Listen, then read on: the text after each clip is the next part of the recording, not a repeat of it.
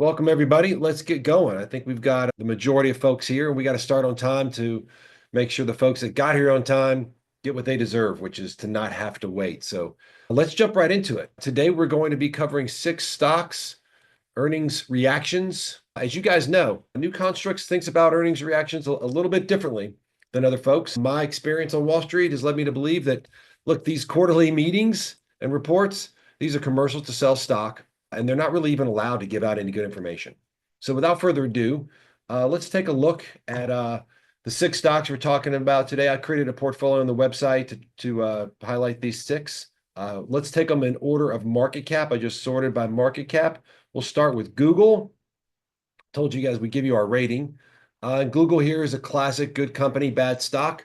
It has been on our focus list for a while. It was a great pick, but it got up there in expensiveness or valuation. And so we decided we're going to take a little risk off the table there. But it's like one of the most profitable, best businesses probably in the history of the world. We all know the story. They really invented search and a way to monetize that, and very, very technologically driven, great high returns on capital.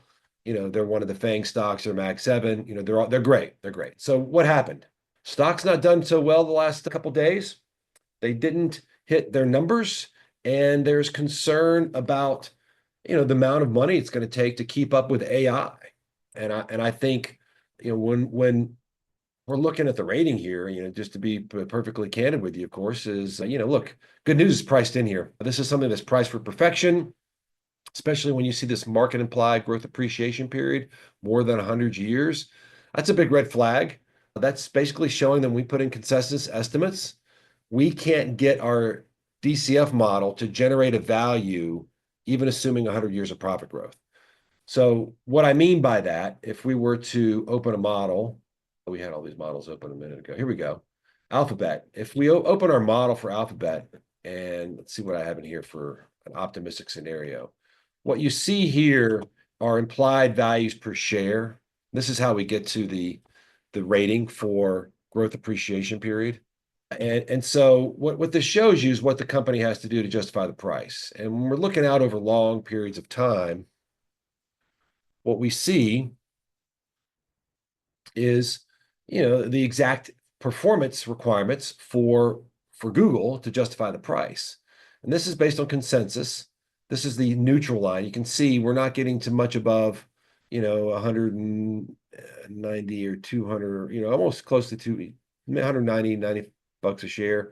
Here in this optimistic scenario where we've got a faster growth rate, higher profitability, we can get to the model can produce a value equal to the current stock price in 15 years. Keep in mind, this is not a prediction model. Like, the first thing I always say to my analysts is, hey, would you rather be a fortune teller or a critic of a fortune teller? And New Construct's valuation is all about being a critic, not having to be a fortune teller. As I joke all the time on CNBC or with Chuck Jaffe, my crystal ball's in the shop. I don't want to be in the position of having to make predictions. So what do? I understand the prediction baked into the current stock price. And that's what this model does. And then, of course, you can build around that to look at expectations that are higher or lower and see whether or not you believe them. So if, for example, you believe that, lower, if you want to think about a shorter amount of time for profit growth, you're looking at a reason, meaningfully lower price for the stock. So this is all just another way of explaining that we think Google is really pretty fully priced here. And you're going to see the stock get punished pretty severely whenever it doesn't meet what the already very high expectations are. I think going forward, AI spend is going to, it's going to be a real thing. I think that the idea that I think was sort of the prevailing narrative in the marketplace around our Mag 7 and our tech companies is they kind of had the market cornered. They weren't going to see a lot of competition. And DeepSeek, I think, blows that up. There's going to be plenty of competition. It's going to cost them a lot. I think we're going to see returns on capital go down, and we're going to see free cash flow go down. So you can see returns on capital over time here, been pretty steady. And by the way, this is a pretty stellar high return on capital. That's a good number. In fact, I can show you, we have our database has the return on capital for pretty much all companies and all major publicly traded companies in the US actively traded. So if we were to sort by return on invested capital, see where Google ranks. 15th in the S&P. So that's a pretty good number. Pretty good number. 45.7. It's a good number. And then I wanted to show you free cash flow, because free cash flow for these guys has really been impressive. I mean, 14 billion, 32 billion, 49 billion, 27 billion, 54 billion. In the trailing 12 months, 34 billion.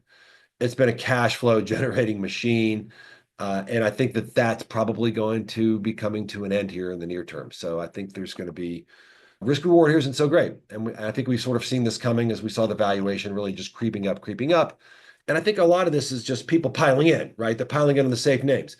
We may not be as interested as a market in general in the original meme stocks like GameStop and AMC and others, which were just complete jokes. I think investors have wisened up and said, you know what, if I'm going to just pile into a stock, might as well pile into one that's got cash flow as opposed to a non-existent business model, for example. So that's where we are on Google.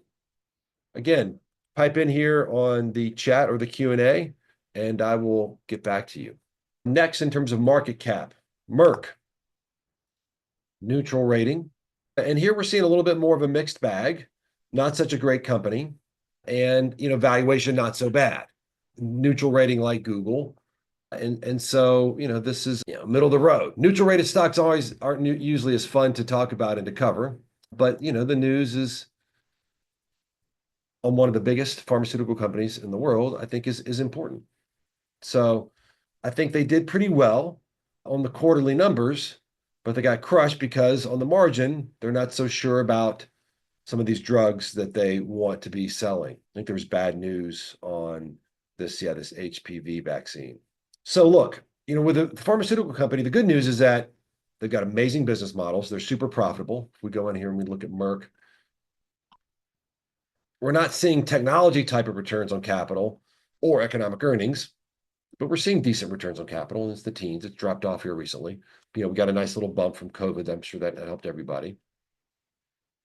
But it's dropped off. It's on the way back, it appears. And I imagine free cash flow here is pretty good as well. Yeah, pretty consistent free cash flow. Again, not like a Google. Market cap's a lot smaller, but you got a decent amount of free cash flow. You got 22 billion here in 2022 and a fair amount here recently. They have to spend a lot of money to create these drugs. They don't come free, which is part of why the patent laws and the FDA stuff is also important.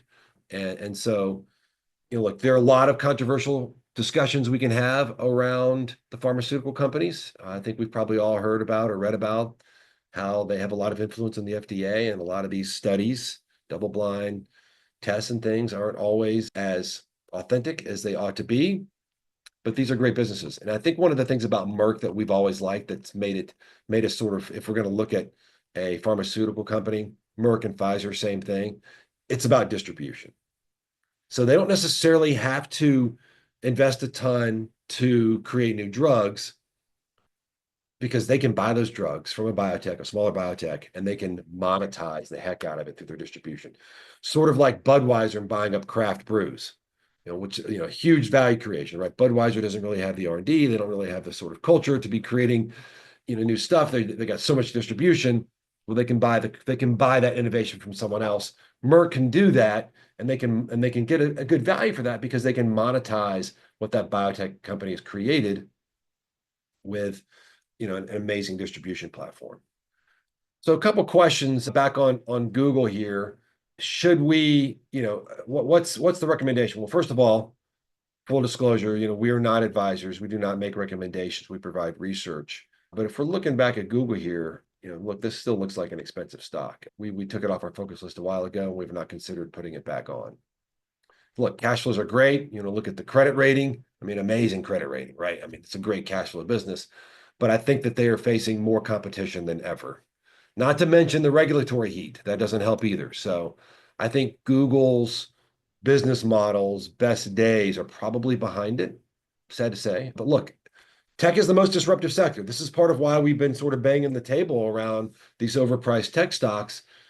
tech is synonymous with disruption. So to believe that these stocks were appropriately priced to have monopolistic profits and market share for perpetuity, we thought was naive, and we're seeing that unwind. And I think we're going to continue to see that in the near future and going forward. So that's our take on Merck. Let's take a look at Pepsi. How did Pepsi do? Focusing more on healthy stocks, a revenue miss, and a soft outlook. So what did that mean for the stock the last couple of days? So yeah, big down day yesterday. People didn't like that. Look, it's a very competitive business. We're going to take a look here at Pepsi. We're going to see returns on capital. That's pretty good for a consumer goods company. We've still not gotten their 2024 10K. We're expecting that any day now. It just got suspended today. That means it should be in here. It was expected yesterday, so it's a little bit late. Not a red flag. Nothing like what we've seen with other red flags like we saw with Supermicro. But we're going to be getting new data here any minute. And that's post the earnings conference call. But a neutral rating based on what we do have here. You see a lot of green, but some yellow. So mediocre business, mediocre valuation, mediocre stock. Let's take a look here. Look, it's been, it's super competitive. So, we're surprised to see that the outlook is softer. Revenue is always going to be a challenge, as they are always. Revenue growth is because the market's pretty saturated with Pepsi and chips and stuff like that. So they've got to look to new categories. And, I think maybe we can think about Pepsi in a way that's not dissimilar to Budweiser and Pfizer and Merck, and that they don't necessarily have to have the best innovation or R&D in the world for creating new healthy stocks. They can monetize someone else who's created it by buying it and pushing it through the distribution, which is huge. I've said for a long time, one of Coca-Cola's biggest advantages, and if you read the stories and the history about Coca-Cola, it was distribution and merchandising. And Pepsi does an amazing job of that as well. So economic earnings, pretty steady. Return on capital, pretty steady here, which is nice. Margins, down, back up a bit. Capital turns, doing well. Free cash flow, pretty darn steady too. 6 billion, minus 1 billion, plus 9 billion, plus 6 billion, plus 8 billion, and like a 7.5 billion. So that's looking pretty good. This is not this, but this is not a sexy story, because we got a neutral rating here. I don't have a lot of strong feelings about Pepsi here, except to say that the business model is decent. They're facing more headwinds. Valuation doesn't look cheap. Neutral rating means we wouldn't be that interested in allocating or putting this on our focus list or anything like that. Wouldn't make our most attractive stocks list. So sort of a middle of the road stock. One thing that might be interesting here to see, what's the beat here? That means that our earnings distortion is probably showing that core earnings are better than accounting earnings, which is always a good thing. If we wanted to see why that is, we always, by the way, we like stocks. In fact, we've got an index with Bloomberg called the New Constructs Core Earnings Leaders Index that is based on owning the companies that have the best core earnings power. But let's go into take a look at one of our institutional features and see our earnings distortion items. And so what we're finding here is that there are some unusual charges buried in cost of sales and SG&A related to productivity plans. So you've got a restructuring productivity plan that they've been going for a while. I mean, it's always kind of not a great thing when a company's doing a restructuring. It's like, well, we need to manufacture earnings growth by cutting costs because we're not going to get it by growing the business as much, which makes sense in such a mature industry. But here's where you see exactly where those numbers are hitting the bottom line, and you don't know about these expenses unless you go through the footnotes. Right? This is a summary of our 2019 productivity plan. These are the charges that are buried in these items. So you're not going to see productivity plan on the income statement. It's very short and simple income statement. You've got to go through the footnotes. That's something that New Constructs does that's better than anybody else. So that does not necessarily mean that Pepsi's a buy. It meant that we expected them to beat, and they did. So, but it didn't help the stock because the outlook was bad. So, you got to weigh all these things. It's a very multifaceted thing. Again, not a really sexy stock here. nothing really that exciting. All right, let's go to what's up next on our list here. Amgen, a lot of pharmaceuticals here reporting recently. Strong miss, but we like this. It's on our focus list, and the business has not done as well as we'd expected when we first put it on the focus list. You'll see that there are stocks sometimes that are on our focus list that don't always get an attractive or very attractive rating. We're in it for the long term. When we put Amgen on there, I know that it was a very attractive, or I think attractive rating. But businesses go through cycles. And if we see that this business has got a good competitive advantage and we think that the valuation is appropriate and we think the business is going to continue to be strong and survive headwinds, we'll put it on the focus list and we'll keep it there if we believe in it. But you can see here, rating doesn't look great right now. Returns on invested capital been dropping. And let's see what free cash flow looks like. Free cash flow has been strong, bad year in 2023. That looks like a big number, probably related to an acquisition. So let's see what's in the news on Amgen. So let's see here. Up big today in the last 2 days. This is a kind of a typical focus list kind of stock where even some bad news means the stock still goes up because the core strength we saw in the business is still shining through, and that means the valuation remains relatively light. So let's see here. Let's take a look at our model for Amgen. Let's do some reverse DCF here. We open this model: Alphabet, PepsiCo, Merck, NVIDIA, Quantum. We open the model. Take a look if we on the model this one and see what kind of assumptions we got to put in here to justify the current stock price. Because it's interesting story for a lot of these pharmaceuticals are getting hit pretty hard when they miss. These guys have a, or even though they beat, these guys have a miss, and the stock's up.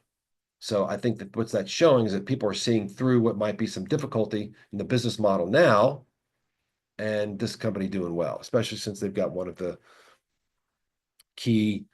big obesity drugs out there.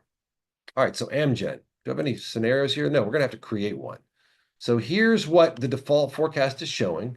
They've got to grow revenues at 3.6% compounded annually for 19 years and maintain an 8.8% return on capital versus cost of capital spread to justify the current price. Here you can see the implied values for the scenario over a 100-year time frame. The dot marks where the year in which the model generates a value closest to but still less than the current stock price. So why don't we take a look here and see if we want to maybe change some of this forecasts around. What would we do here? So margins have been a lot lower. Wow, been a lot higher.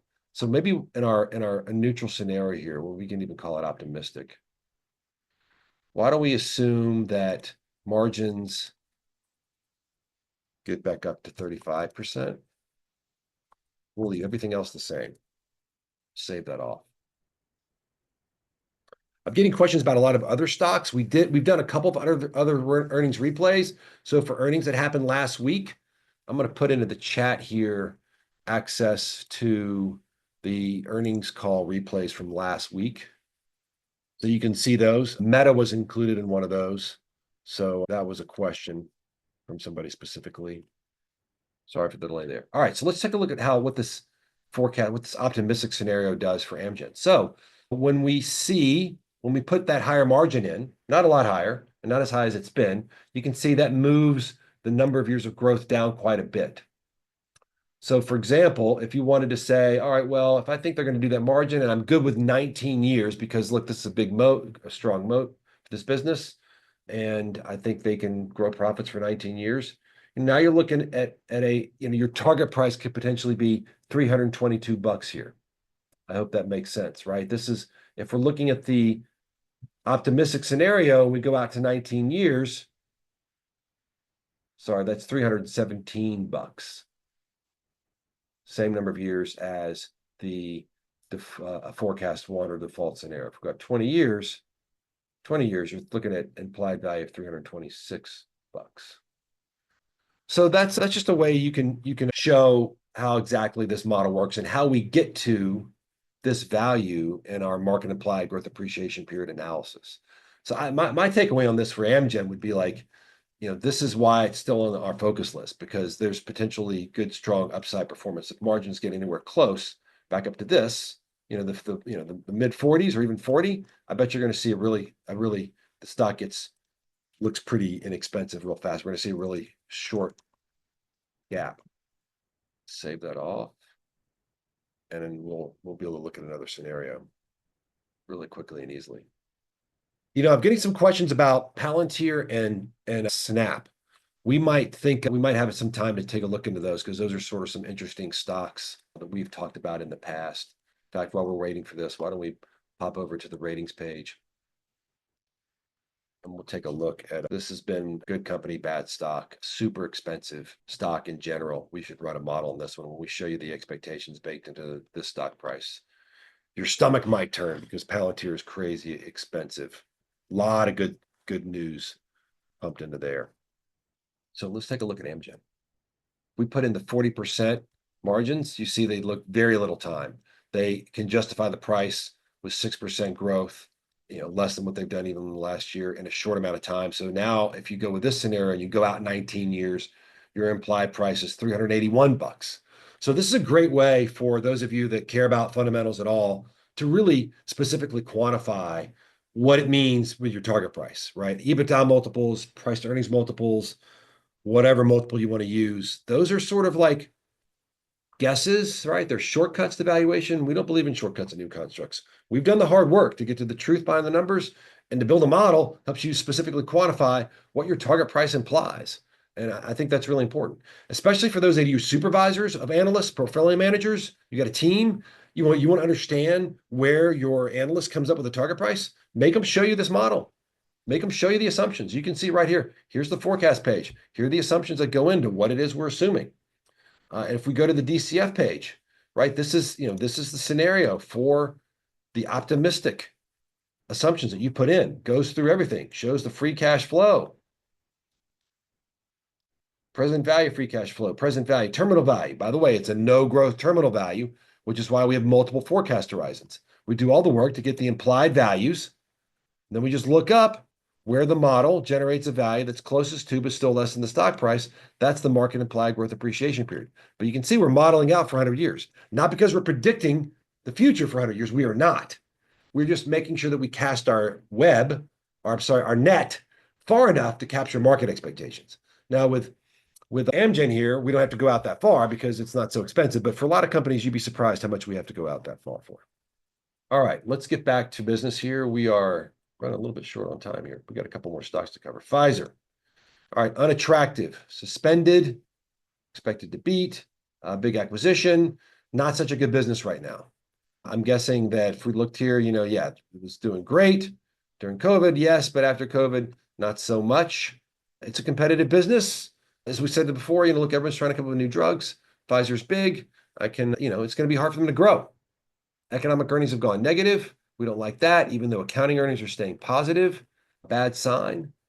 And you can see here, this is really, they're sort of diverge here. I'm surprised this is not getting a worse rating because you've got negative economic earnings and positive accounting earnings. And it looks like those are rising and these are falling. So interesting there, right? Very low return on invested capital. Free cash flow is bad. Big acquisition. That's what's causing that. Valuation looks cheap.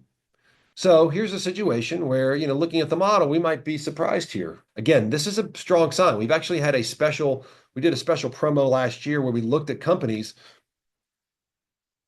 that might not have a good rating, overall rating, but had a good market implied growth appreciation rating.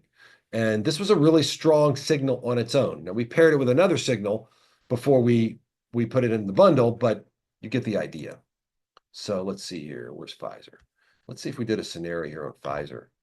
Let's see here. So, all right, the neutral, let's go with neutral here. So +7. Let's just go with 0.1, 0.4. This is consensus going out. Margin came way down. So that default is pretty high. Let's say margins. Let's see what this looks like. Save that off. See how it goes. Price economic book value looks pretty good. return on capital, margins, kind of, you can see up and down. Free cash flow, negative 15 billion, positive 26, positive 33. When things are good, COVID, they made a lot of money, but you can see big negative drawdowns here on the free cash flow here. I think they're trying to buy more drugs to put through the pipeline. And that means, returns on capital are going to suffer. So when we're thinking about our reverse DCF on Pfizer, that's going to be kind of tough for them to see returns on capital get much better. You can see returns on capital now negative. All these scenarios have showed them less than 1 year. So I messed up. I needed to make this more conservative, not the other way around. So if we're going to neutral, let's go in and say, what happens if we assume margins stay super low? That's the way to do this. So we're going to put in 20, 20, 20, 20, 20. Super low, worst case scenario, see how that goes. Another question here about the behavioral phenomenon that we're seeing with a lot of stocks, report good numbers, go down, report bad numbers, go up. We are certainly in a market where we're seeing a lot of noise. There's no question. And that noise is manifest no better than stocks like Tesla, where we're getting a huge amount of upward movement, even though the stock's missing, and we're seeing everything on the competitive advantage side really going down. And people get annoyed with me talking about Tesla, but I think it's just a great example of a meme stock and where people are really crowding in to certain stocks because they're popular, not based on fundamentals. And I think it's important to know that as much as we see a lot of false narratives spread throughout the country in different places, I know a lot of these folk, a lot of them come from all over the world or whatever. One of the weaknesses of the United States is our greatest strength, and that's free speech, which means anybody can come in and say anything, which means people can make up false narratives. And I think if you're going to really try to hurt us, you want to divide our country and you want to undermine our capital markets. And undermining our capital markets means not allocating capital efficiently or putting too much capital in stocks that don't do well or aren't good companies. And I think that's what's happening sometimes. All right, let's go back to check out our Pfizer model. It is ready to look at here. So when we knock the margins all the way down to the worst ever, you see here now it takes us 29 years based on consensus numbers to get to the stock price. So if we believe that the stock's going to, if the margins are going to get anywhere close to where they were before, this still is a cheap stock. Still a cheap stock, which is what you see when you look at the market implied growth appreciation period. All righty. Let's finish up here on spot. We're here at 30 minutes. I want to try to keep these things short and sweet. So spot, another good example, good company, bad stock, really high expectations here. How do these guys do? Stock went up, right? Good subscriber growth, beat the numbers. Look, it's a really profitable business. I had to do a double take when I first saw this, 344% return on capital. Why? They got no balance sheet, right? That's also their biggest risk. No balance sheet is one of their biggest financial benefits, but it's also one of their biggest strategic risks. They don't own anything. So when margins get this good, what do you think the owners of this music are going to want to do? They're going to get paid more money. And so these guys are perpetually squeezed. This has been our thesis for Spotify ever since the beginning. We don't think profits this high are sustainable.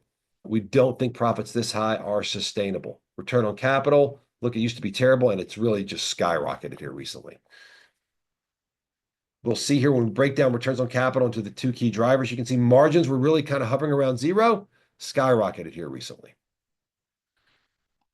Capital turns doing extremely well also. So the question is, are these margins sustainable? I would say no. I would say no, they're not sustainable because the owners of the music are going to say, why is this person who's renting my music making more money than me? I need some of that back.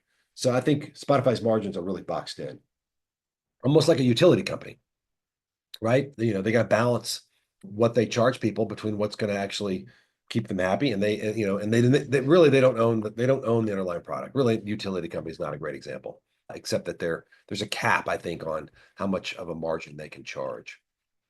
This might be fun to do a reverse DCF here, real fast on Spotify. Yeah, you can see like we've got some jacked up numbers in here, super steep on my neutral, and it still can't get to more than $300. Let's see what we got for optimistic.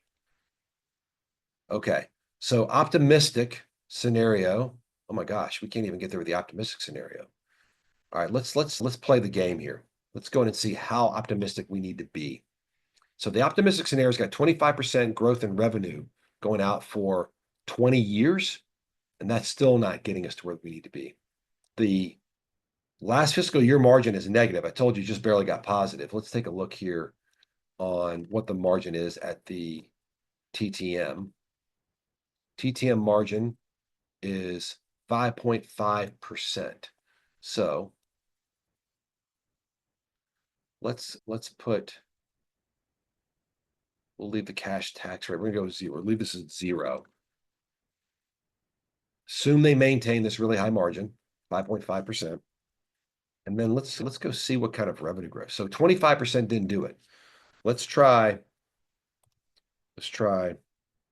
50 in the first year, 30, 30, 30. Save that off. So this is a great way to use this model, right? Like if I'm bullish on Spotify, what do I need to believe is going to have to happen? And we've done this. We've done some great case studies, which you can see on our site. I'll share some other case studies we've done here recently that I think are super helpful for doing this kind of work on individual stocks where we do work just like this on things like quantum stocks. Here's some case studies on reverse DCF. I hear that model runs pretty quickly. What does optimistic look like? 15 years. So they've got to grow revenue at close to 30% or 27.5% compounded annually for 15 years while seeing the return on capital improve from negative 23 to positive 1,500%. We want to look at like how high is that? I think we rank the S&P by return on capital here in this data set I pulled together from our system. The highest company is at 415. I can tell you that no company in the last 5 years has been over 600%. Fortinet made it over 500, but it only lasted for a little while. So I think it's pretty fair to say that Spotify is pretty expensive here. If we want to look at sort of applied revenue, we're getting up to 560 billion. Let's see, where would that rank in the S&P 500 in terms of revenue? Total revenue, largest to smallest. So they'd be up there. They'd be bigger than Apple, and just behind, the biggest retail businesses in the world, Walmart and Amazon. That's what the stock price is implying they're going to get to, while also seeing return on invested capital skyrocket. There you go, around 0, all the way up to, the average over the time frame is 1580, but the total that it gets to is 2,400. So I'd say that's pretty expensive. If we want to look at the free cash flow for Spotify, again, skyrocket, 30 billion. That's on the level of these big companies we talked about. So yeah, I think this is a really tough business to want to buy at this stage. I think somebody mentioned, would you buy the labels instead? I don't know. I would have to open up the models, look at the labels. But I think it's fair to say all the good news here is pricing to Spotify. What about original content? I said, well, that'll be expensive. I think it'd be really expensive. And that means returns on capital are going to suffer. So, right, if you're going to have that kind of market share and that kind of growth, you're going to have to come up with a lot of great new content. You're going to have to do it at an extremely profitable level. It's going to hard to believe that the labels and the owners of the music are going to let you do that. You want to create original content. It's expensive. They paid Joe Rogan a lot of money. He did them a lot of good, but that's expensive. And that's going to go to the balance sheet. That's going to hurt your return on capital. So what this optimistic analysis scenario shows you for Spotify is whatever they're saying in the earnings. Good news, rah, rah, rah, stock goes up. Nothing about the long-term implications that we show you here, which is, oh my gosh, a super profitable history or future is priced in here. Amazing growth, amazing profitability, as if they have no competition, and new content is going to just grow on trees for free. That's why, this is a stock that we have warned people about for a long time, and is on our focus list short. We think when the narrative unravels, when people start caring more about allocating capital intelligently and not just chasing stocks, when people feel the risk of chasing stocks has just gotten to be too much and they care about fundamentals, this is one of those big ones that's going to fall, and it's going to fall big. Okay. Thanks everybody for being here today. That's all I got. I did want to share that we have another training coming up tomorrow. And Friday, not a training, but other earnings releases. If you registered for this one, you're already registered for that one. We also have a big training coming up on February 20th, where we're going to be talking about our most attractive and most dangerous stocks. That's going to be a great session where we will go in a lot of detail and answer a lot of questions. I will share the link to that in the chat. And if you have any questions otherwise, feel free to email me, support@newconstructs.com. Our website here, www.newconstructs. If you want to have access, I got some people asking about what kind of products we have. You check it all out here: professional, institutional, quants, model portfolios. If you want, our deep value picks, this would be our most attractive stocks model portfolio. That would be where we scan the entire market and find the stocks that we think are the most attractive. We also protect people on the downside with the most dangerous. There's some dividend yield stocks, model portfolios as well, and our exec comp as well. Anyway, no more questions. We will sign off. Thank you very much for being with us today. And I look forward to seeing you tomorrow when we do the next one of these.